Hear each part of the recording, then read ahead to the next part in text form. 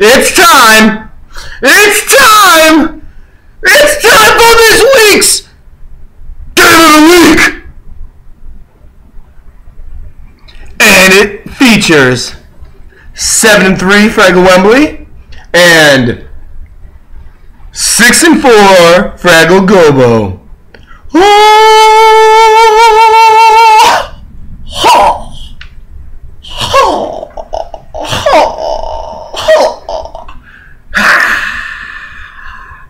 It feels so good to be back. I have unlimited power! Unlimited power!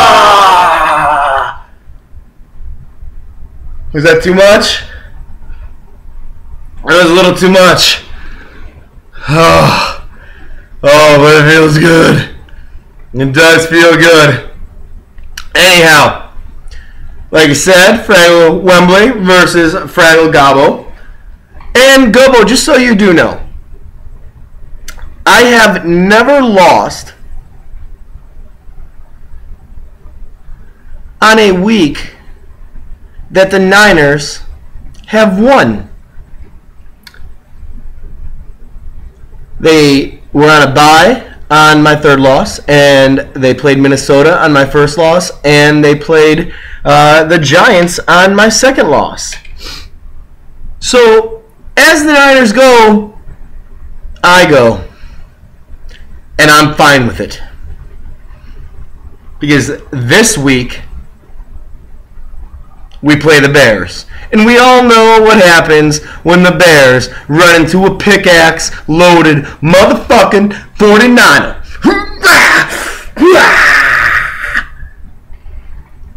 Done.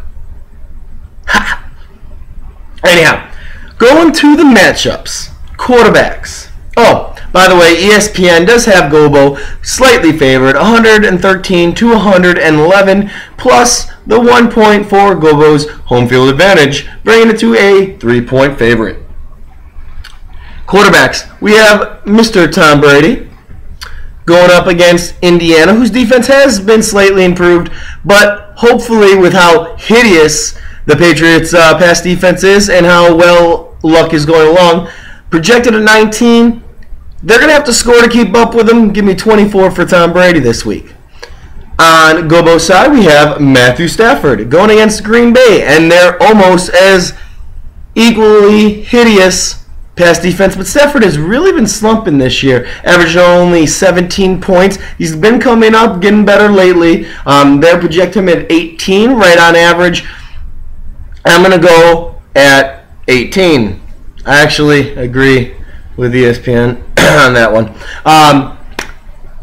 At RB, running back number 1 slot, we have Frank Gore against Chicago's good run defense. Frank was a little hurt last week. MRIs are negative, everything's good, or X-rays are negative, everything's good. They're projecting him at 16 points against the Bears. I'm going to actually put it a little bit less, go 14 points against the Bears. LaShawn McCoy with Philly. Best thing for you, Gobo, is if Michael Vick stays hurt. If Michael Vick plays, I'm going to go under the projection against Washington at 16. I'm going to go under and say 13 points. If Folk plays because Vick is out, I'm going to give him 19 points. Because they're going to finally be forced to run, which they should be doing all year. But anyhow, they will actually run. 19 points for McCoy if Folk plays, 13 if Vick plays. At running back number 2, we have Ray Rice against Pitt, being projected at 15 points. Pitt's run defense has not looked as good as what we all think. Ray Rice has not been getting the ball as much as he should. Give me 18 points for Ray Rice, though, this week. Jamal Charles for KC. Boy, is that man schizophrenic in fantasy. Big points last week. He's going against a Cincinnati defense who's actually a lot better than what most people think. Stunned, just absolutely shut down the Giants. Give me Jamal Charles at only 7 points this week. He's projected at 18. And flex spot, I have Randall Cobb against Detroit. Randall Cobb is last year's Victor Cruz. I've said it before. I will say it again. Everybody, no one will take him. No one wants him. Fine. Guy's averaging double digits. He's number 13 position rank, and that's only because he's already had his bye. He's projected at 11 this week. I'm going to say he's going to have 13. He's been scoring like crazy. He is Aaron Rodgers' red zone go-to guy lately. For Gobo, in his flex spot, we have Denarius Moore from Oakland. I don't know if you were on the waiver wire, but you must have been unhappy that I picked up Darius Hayward-Bay. I don't know, but I think I would rather have Darius Hayward-Bay against New Orleans. Darius Moore is projected at 16. Give me 9 this week. I know it's against New Orleans, but I just don't see him. I just don't see it this week. I'm not sure. And likewise, I have Jeremy Maclin as my number 1 receiver going against Washington. He's projected at 11. If Vic plays, I will be taking out Maclin and be starting Darius Hayward-Bay, who I would project at 12 points. Maclin, I project at 17 if Falk plays. He targeted Maclin a heck of a lot. Vic tends to lean towards Jackson a little bit more. So like I said, it's going to be Maclin with out if Vic plays. So that's 12 points for Hayward-Bay. Or it's going to be 16 for Maclin if Falk plays. And in receiver spot number 1 for Gobo, we have Mr. A.J. Green, who is the number 1 receiver in the league. Eat your heart out, Megatron. This is Optimus Prime, bitch. Anyhow, going against KC and their very, very porous pass defense. Projected at 22. I'm going to say 20, but still a very good game by A.J. Green. In the second receiver spot, I have Danny Amendola. Position rank is 42, but you can't look at that. When he was hurt, he wasn't getting the ball, obviously. He is by far Bradford's number 1 pick, especially, did you watch the game, or at least the end of the game? Amendola is a beast, and Bradford goes at him. He is projected for 14 points against the Jets defense. He usually lines up in the slot. We'll see if Cromartie goes at him. I'm going to say 12 points for him this week.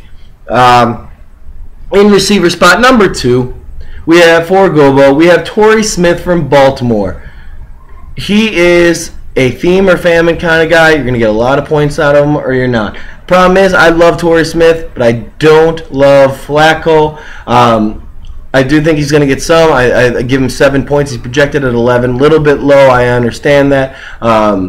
I just don't see him catching that long bomb this game.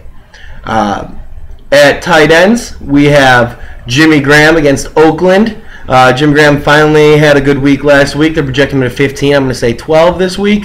And Aaron Hernandez, who is finally back, but he is questionable. I might actually go to the waiver wire to pick him up, but it's hard to sit Hernandez. They're projecting him at 1. If he plays, and he actually plays, I'll give him 6 points. Around 60 yards, no touchdowns. And then if not, I would still try to hit up the free agency and see who's available. Maybe take a flyer on someone. Anyhow, defense. I have the Ravens. I picked up the Ravens D going against Pittsburgh. They're projected at 5. But if Ben Roethlisberger does not play, who's a very mobile quarterback behind that line, and you got Mr. I don't move my feet at all Leftwich, I'm seeing some big fantasy points for Baltimore. If Roethlisberger plays, I give him 6. If Leftwich plays, I give him 14. I know it seems like I'm hedging. I'm just not. It's just last week was really crazy with, 5 quarterbacks that went down, 3 due to concussions. I just really don't know who else is going to play. I mean, it's Wednesday, guys. I mean, give me a fucking break. The Rams defense for Gobo going against the Jets. Gotta love that. They're projecting at 5. I'll give them 10. Kickers, David Akers going against Chicago.